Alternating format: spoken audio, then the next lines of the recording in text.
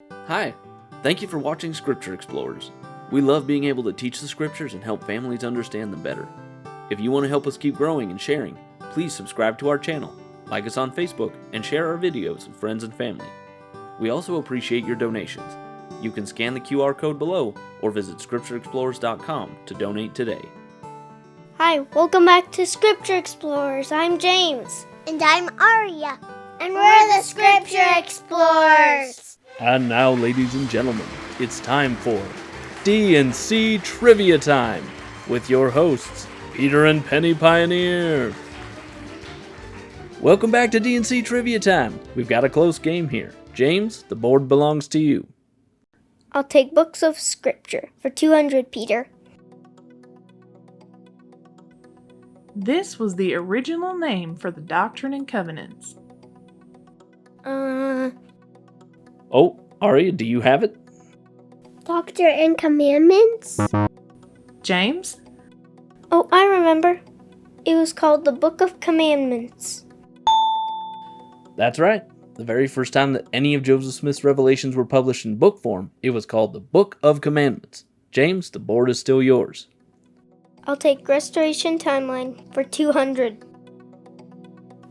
If we look at our Restoration Timeline, in what year was the decision made to publish this book?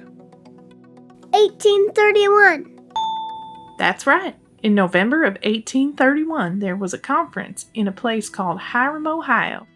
Hiram, Ohio was not too far away from Kirtland. In this conference, one of the important things that was discussed was the decision to publish the Book of Commandments. Many of these leaders had signed testimony stating that the revelations were true, and it was time to make sure everyone could read these words.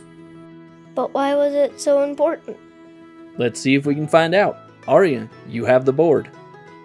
I'll take books of Scripture for 300, Peter. This book of Scripture contains the things prophets taught the people in ancient Israel.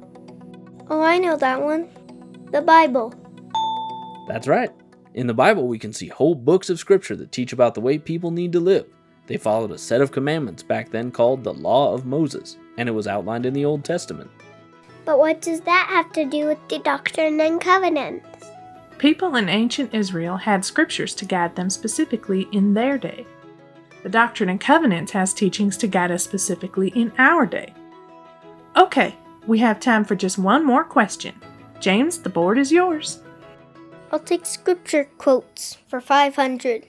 In the section heading for section 70, the saint said that the words in the Doctrine and Covenants were worth how much? $1 million? More than that.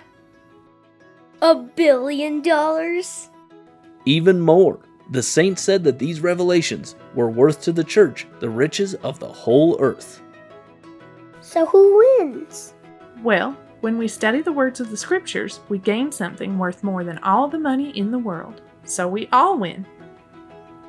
I hope you learned a lot today. Remember to subscribe and share.